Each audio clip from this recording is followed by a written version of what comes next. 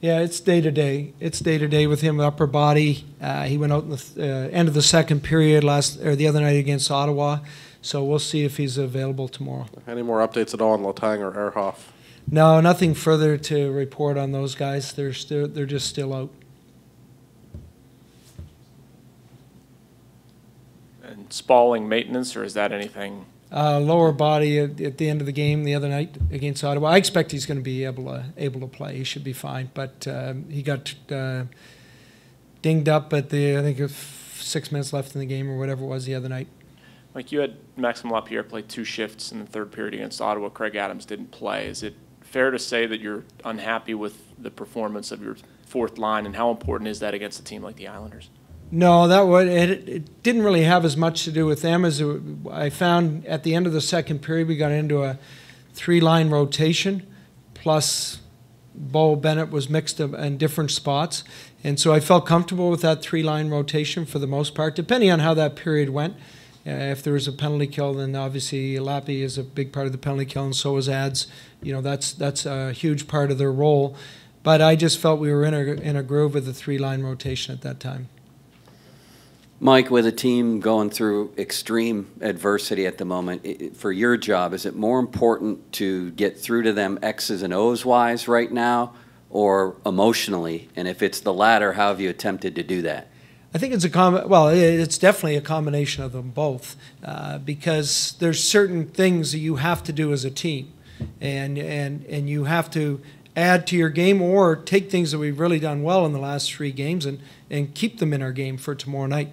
And then obviously psychologically, it's, for me, like we talked about with the players, it's the end of the season, and there's 10 teams in the playoffs, there's 12 teams out of the playoffs, there's 8 teams waiting to have their fate determined.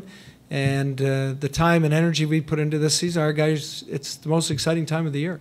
At this time, when you hit the last few weeks and into playoffs, you're playing for everything. And so that's our scenario. So it's more about excitement than it is about, you know, what happened the last few games or what happened to me, or those types of situations. So it's trying to make sure your team is focused on what we have to do as a team, and also bringing that type of energy to the game. Mike, kind of off that response, do you feel like the guys have bought into that mentality where they can put that away, and how tough is that to forget that past? Well, if you look at the Ottawa game, the same question was asked prior to the Ottawa game.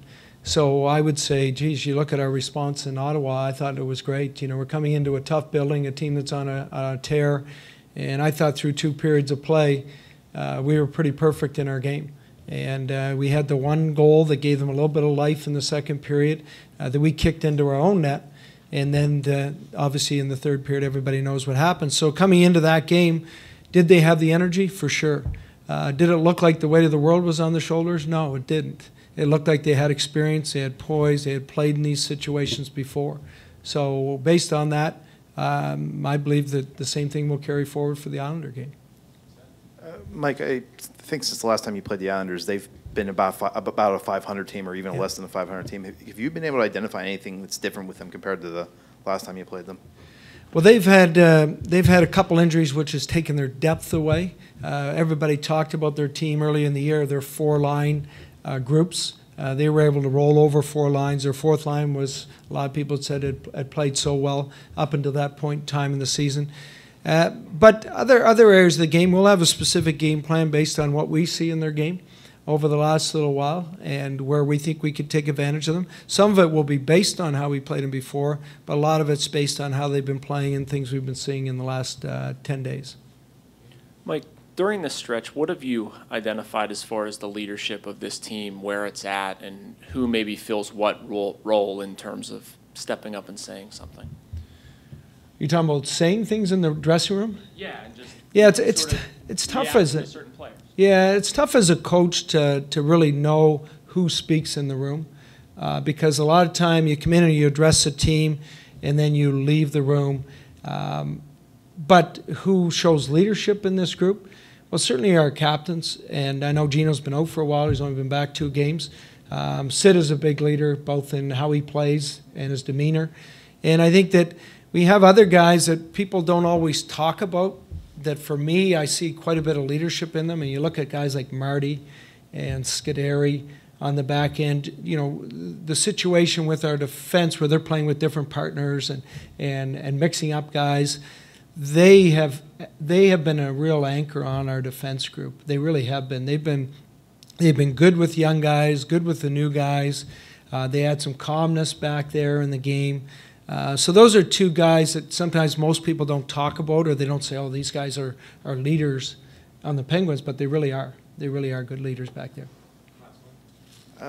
With Derek's situation uncertain and some of your other defensemen playing more minutes than they're probably used to, right, is there room or expectations Taylor Chorney may be able to take on a larger role? For sure. And Chorns, if you look at his game since he's been here, and I mentioned before, he's a veteran player.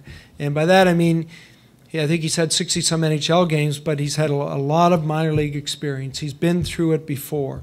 And so for him coming up, the one thing I liked about Chorns coming up is that he didn't look like the situation would overwhelm him in any way.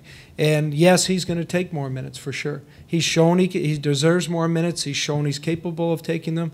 A lot of poise on the power play when we put him into the power play, and he's only, what does he work with the power play for 5 days, maybe 4 or 5 days, maybe 2 practices, and I thought he did a good job there. So he will, like the other guys, be expected to move up in minutes and responsibility for sure.